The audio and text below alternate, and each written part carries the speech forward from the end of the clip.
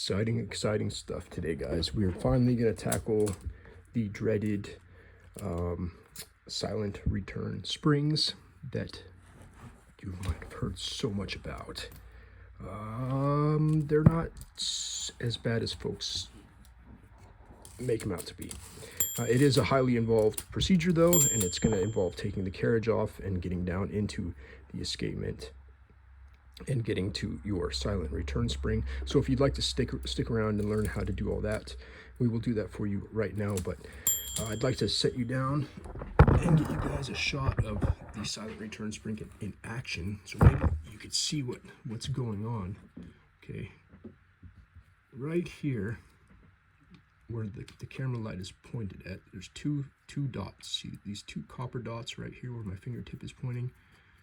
When you return the carriage, see if I can balance this and do it all in one go. You can see how it moves slightly to the side. Now there's a spring that works on friction around the star wheel that pushes that plate with the two dots out of the way, and that allows your return to be silent. It pushes the dog out of the way, or the paw out of the way.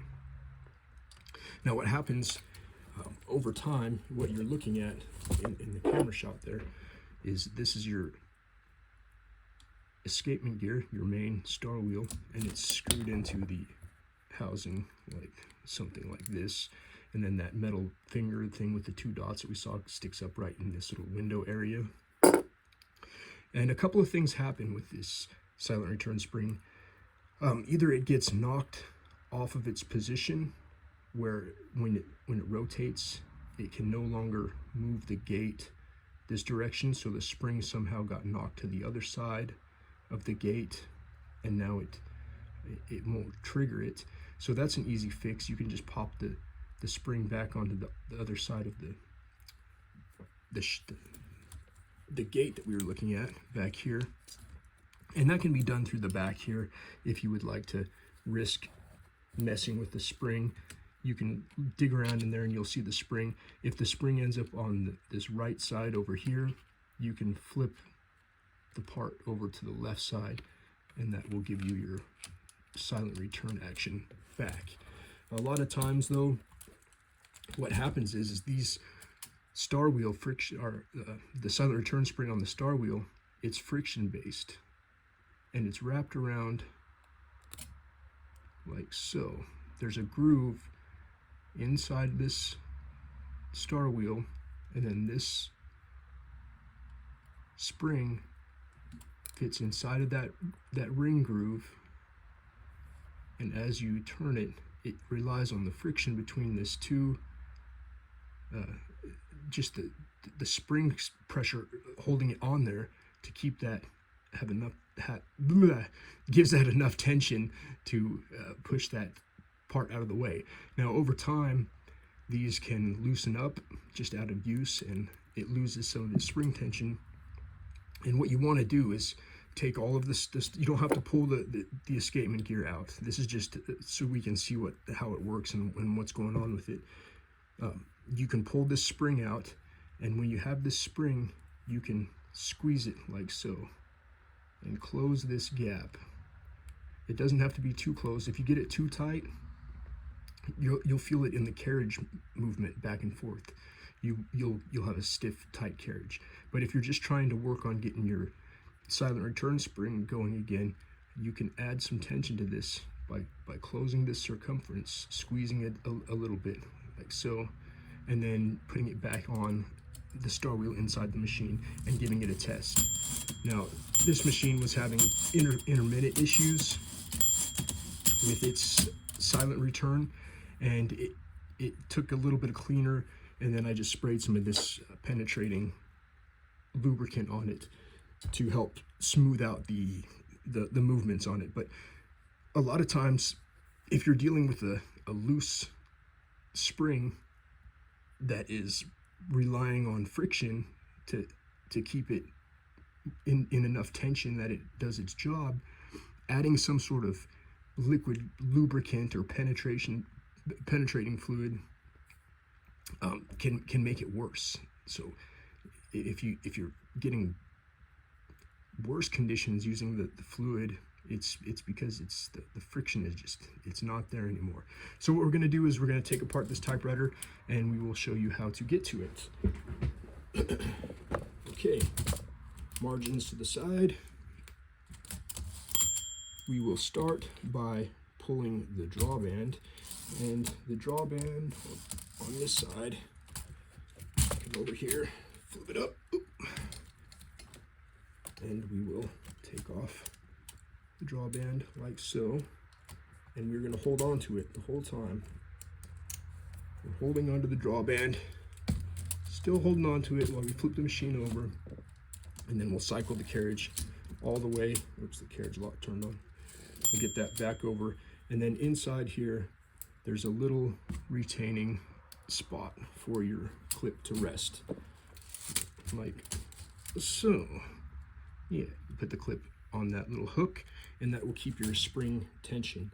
Now, I've had questions about how do you change the springs on Olympia machine, or the drawband and mainspring. And it's pretty simple on these Olympias, because it gives you a little gear down in here. Let's see if I can see that. If I can point to this gear. Okay. Right here, there's a gear. Okay. So if you lost your drawband tension, I'm just looking for a pointer guy. If you lost your drawband tension on an Olympia machine, it's fairly simple to retension your mainspring, because you could just hook up the string to your carriage like it wants to be ran through, and then put it back on the hook.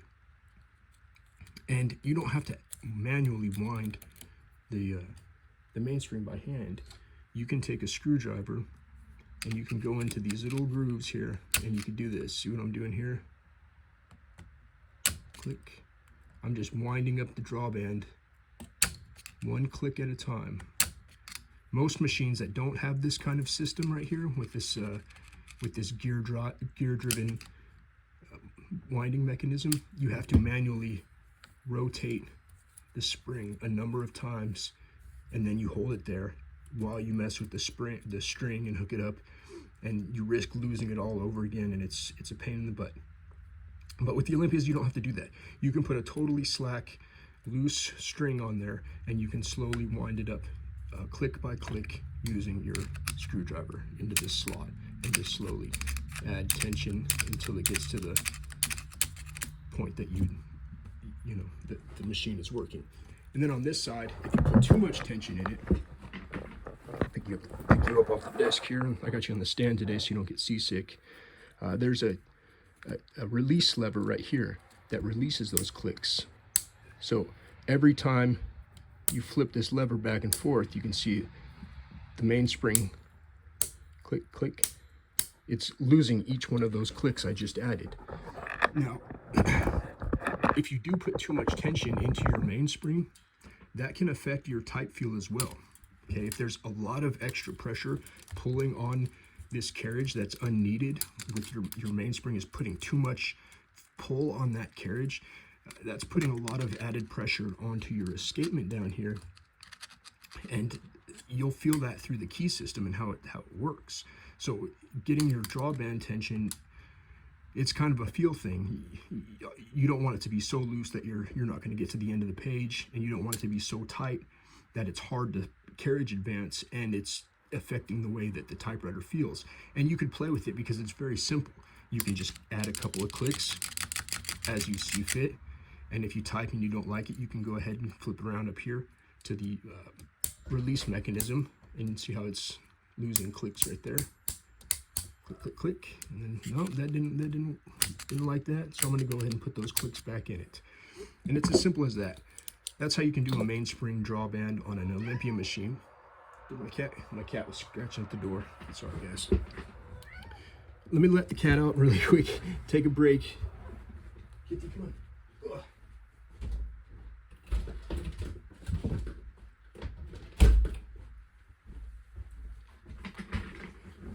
All right, so that was a little detour from the silent return spring, but I thought I would bring that up because I do have a lot of questions about drawband mainspring issues. And there's another drawband mainspring issue that has to do with tab brakes. And I have another SM7 that has a tab brake issue that can throw your drawband because the way the tab brake is dirty. But that will be a separate video too. I'll go into that. Right now what we're going to do is get back into the silent return spring and not knock the camera off the desk. Now, if you guys have noticed some of my other videos, I have a carriage removal video. 4.5. I think it's a 4.5. 4.5. 4.5. 4.5. Is it? Yes, it is. I already have a video on taking apart the carriage off of a Olympia machine. I'm just going to use these pliers because this is a square bolt on this side and a 4.5 on this side. So I'm just going to loosen that. That's your stopper that stops your carriage from flying off the end if you bypass the margin and press the right button.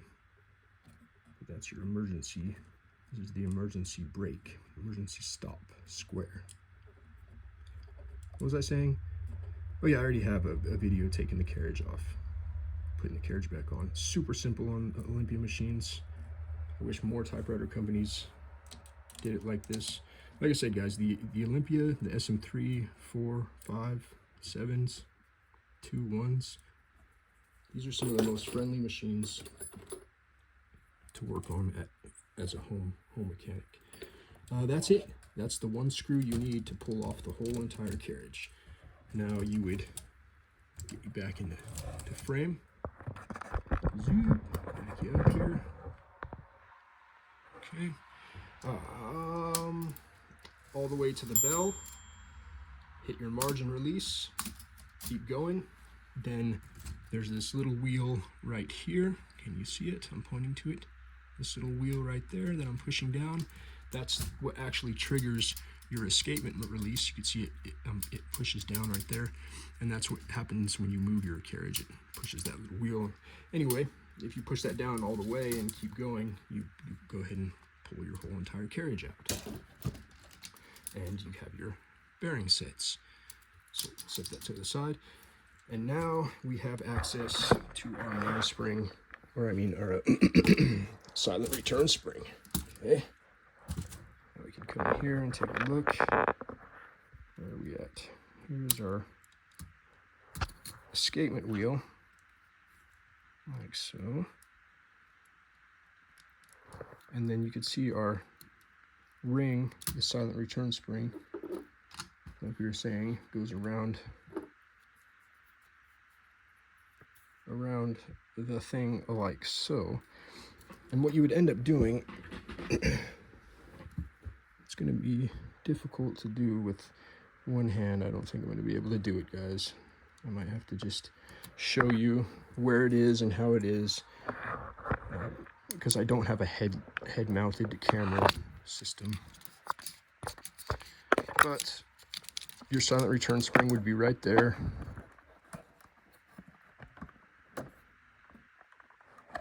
There it is, down there.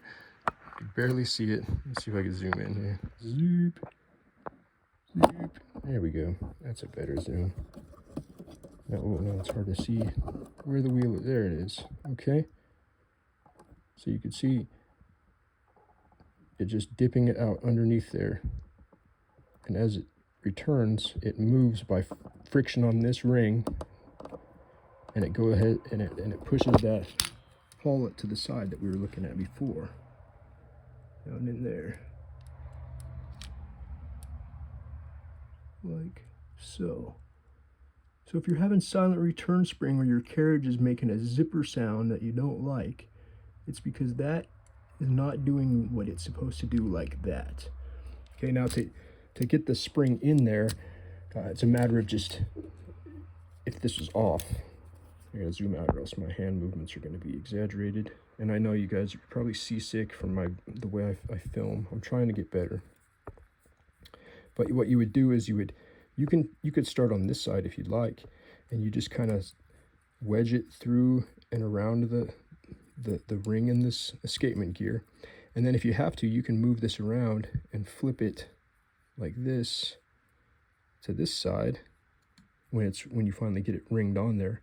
And then you can worry about pushing it down through this area using like a spring hook tool like that. So what I would end up doing is I would start it on this side where I can actually see the loop on this side, and then I would go like this and move the loop over to this side, and then I would hold the spring hook tool like this, and I would gently push that loop down into this area right here.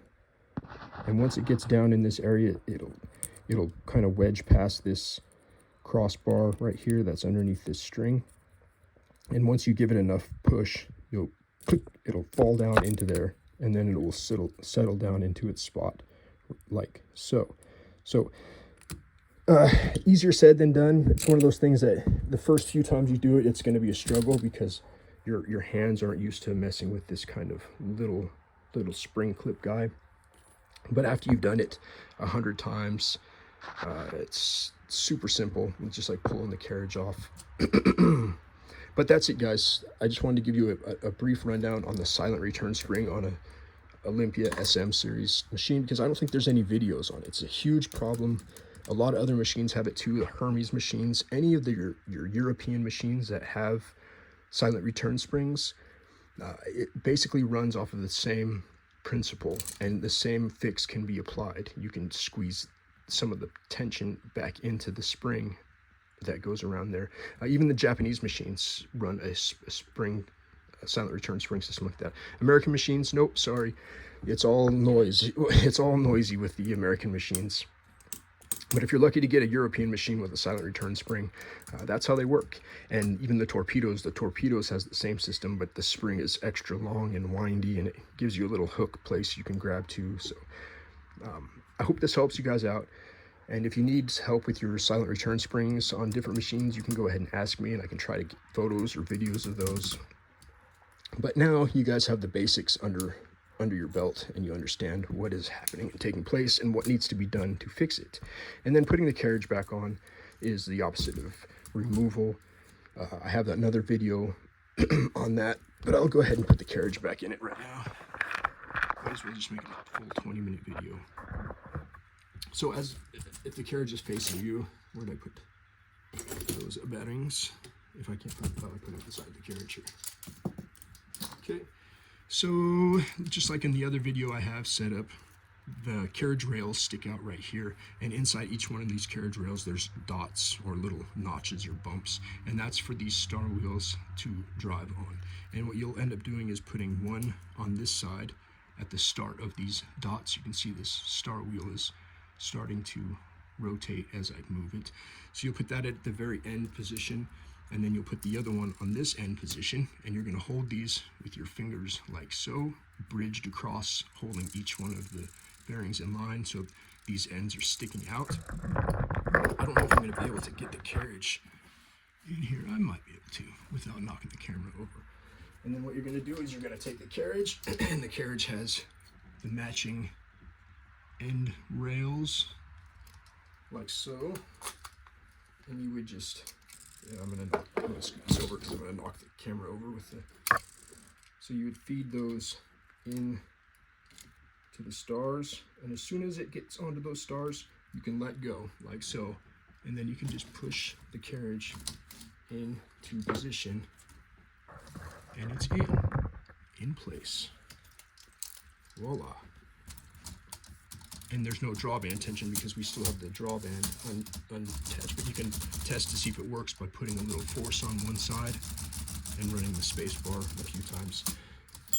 But you would then just take your drawband off of its hook, holding it the whole time, and then you would go ahead and flip the machine over and attach it back onto its post like so.